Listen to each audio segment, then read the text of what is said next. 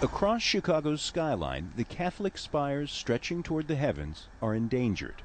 In this U.S. city renowned for its architecture, St. Adalbert Catholic Church is one of as many as 100 houses of worship etched into the landscape that the Archdiocese of Chicago is considering closing. It cannot happen. This church cannot be closed. It's old. It has a wonderful history, and we have to do our best to save it. In a city that once claimed to have more Polish residents than any city outside Warsaw, St. Adalbert is a tribute to Poland. Its coffered ceiling and interior walls painted the colors of the Polish flag.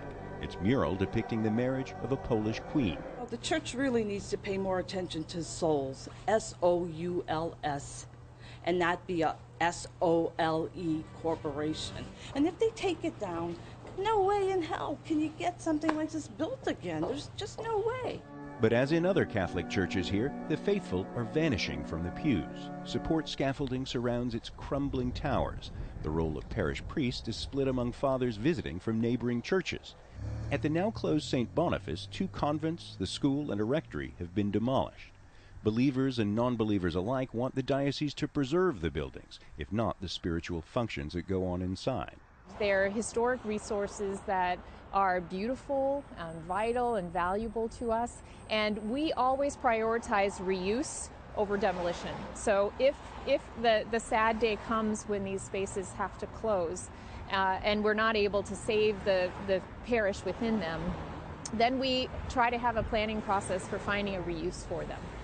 Preserving these historic buildings usually requires the cooperation of the Archdiocese, and so far it's kept its own counsel on what it plans to do with them. So parishioners are left wondering what it will do with these buildings and why. They're saying we don't have enough parishioners. As you saw, we had a full house. And the money, that we're not collecting enough money.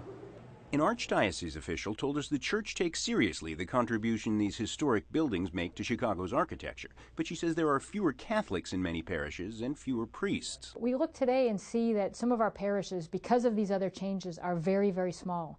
And we worry just don't have the resources to be vital parishes. We worry they just can't come close to maintaining the capital infrastructure from these old, majestic buildings. But we haven't made specific plans yet. Parishioners and conservationists say there's little they can do until the Archdiocese outlines its plans for shuttering the city's churches. John Hendren, Al Jazeera, Chicago.